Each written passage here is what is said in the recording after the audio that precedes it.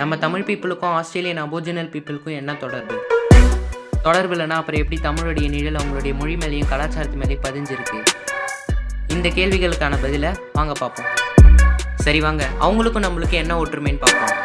ஆஸ்திரேலியாவில் இருக்கிற இந்த அபோரிஜினல் பீப்புள் பேசக்கூடிய மொழியில் 100க்கும் மேற்பட்ட தமிழ் வார்த்தைகள் கலந்துருக்கிறதா கண்டறியப்பட்டிருக்கு. நம்ம முன்னோர்கள் வழிபட்ட பூமி, தாய், பாம்பு, நெருப்பு இந்த மூன்றையும் அவங்களும் வழிபட்டு இருக்கிறாங்க. ஒரு ஆச்சரியமான விஷயம் என்னன்னா, நம்ம முன்னோர்கள் லார்ட் சிவாவுடைய சீக்ரெட் பிளேஸா கைலாஷ வழிபட்ட மாதிரி அவங்களும் உலூருன்னு சொல்லக்கூடிய 863 மீட்டர் ஹைட்ல உள்ள ஒரு பாறையை அவங்களுடைய முன்னோர்களின் நினைவிடமா வழிபடுறாங்க.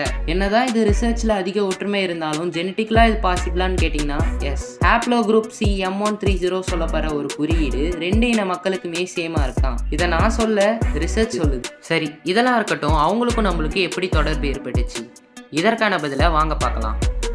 ரிசர்ச்சர்ஸ் இதை ரிசர்ச் பண்ணி பார்த்ததுல இவங்க 65,000 வருஷமா பழங்குடியினரா ஆஸ்திரேலியாவில் வாழ்ந்துட்டு இருக்கிறாங்களாம். சரி, இன்னும் கொஞ்சம் பாஸ்ட்டுக்கு போய் பார்ப்போம். 70,000 வருஷத்துக்கு முன்னாடி ஆப்பிரிக்கால இருந்த மனிதர்கள் ஏசியா, ஆஸ்திரேலியா, இந்தியா போன்ற பகுதிகளில் மைக்ரேட் ஆக ஆரம்பிச்சாங்க. இதுல சில பீப்புள் பாகிஸ்தான் வழியா இந்தியாக்குள்ள நுழைஞ்சி ராஜஸ்தான், குஜராத், மகாராஷ்டிரா, கர்நாடகா, கேரளா வழியா சவுத் இந்தியாவுக்கு ரீச் ஆகி அங்கிருந்து சில பீப்புள் வாட்டர்வே மூலியமா ஆஸ்திரேலியாவுக்கு ரீச் ஆனாங்க. சில பீப்புள் தமிழ்நாடு, ஆந்திர பிரதேஷ், ஒடிஷா, வெஸ்ட் பெங்கால், பங்களாதேஷ், அப்புறம் மியான்மர் வழியா லேண்ட்வே மூலியமா ஆஸ்திரேலியாவுக்கு டிராவல் பண்ண ஆரம்பிச்சாங்க.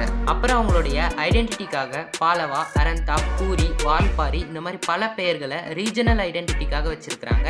ஆனா இது அவங்களுடைய இனப்பெயர் கிடையாது. இதுலயே உங்களுக்கு எப்படி ஆஸ்திரேலியன் அபோரிஜினல் பீப்புளுக்கும் நம்ம தமிழ் பீப்புளுக்கும் தொடர்பு ஏற்பட்டுச்சுன்னு தெரிஞ்சிருக்கும். இந்த மாதிரி பல இன்ஃபர்மேஷனுக்கு மறக்காம சப்ஸ்கிரைப் பண்ணிக்கோங்க.